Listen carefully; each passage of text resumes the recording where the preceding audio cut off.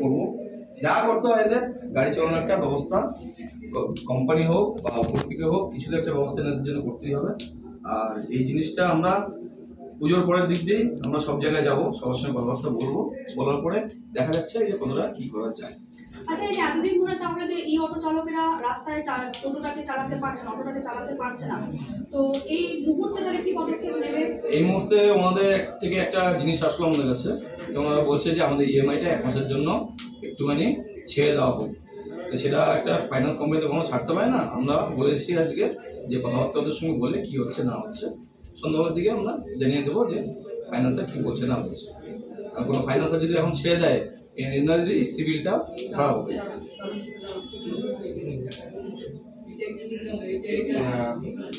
তাহলে আপনারা বলতে চাচ্ছেন যে আপনাদের মধ্যে ফাইন্যান্সে আছে ওটা আপনারা 1 মাসেরটা এখনো স্থগিত রাখবেন?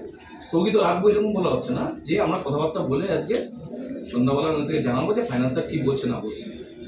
সেই আপনাদের কোম্পানি থেকে তো ফাইন্যান্স হয়েছে না, দেখেন মাহিন্দ্রা কোম্পানি আর মাহিন্দ্রা ফাইন্যান্স দুটো কিন্তু পুরোপুরি আলাদা।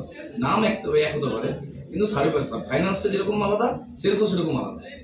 ফাইন্যান্স করেছে বা ফাইন্যান্সের ওরা দেখে করেছে, ওরা কখনো আমাদেরকে বলতে পারে না যে উনি কিস্তি দিচ্ছে না তুমি কিস্তি দাও, সেটা নিয়ে কখনো হয় না। আচ্ছা, শেষ প্রশ্ন, আর এই যে অটো চালকেরা এই যে মাহিন্দ্রা কোম্পানির বিরুদ্ধে একটা প্রতারণার অভিযোগ আছে, এই বিষয়ে কি বলবেন? এই যে অ্যাড্রেস চেঞ্জের বিষয়টা, যেখানে দেখা যাচ্ছে যে এক জায়গার অ্যাড্রেস দিয়ে আরেক জায়গার অ্যাড্রেসে তাদেরকে গাড়ি ইস্যু করা হয়েছে, তো এই অ্যাড্রেস চেঞ্জের বিষয়ে অটো চালকরা বলছে এই বিষয়টা প্রতারণা করা হয়েছে, এই বিষয়ে কি বলবেন? এই বিষয়ে দেখেন প্রতারণার ব্যাপারটার থেকে সবচেয়ে বড় ব্যাপার যে যারা এখানে গাড়ি নিয়েছে তার অ্যাড্রেসটা সবাইকে হয়তো কিছু কাস্টমারকে হয়তো জানায়নি, আর বাকি সবাইকে জানানো হয়েছে।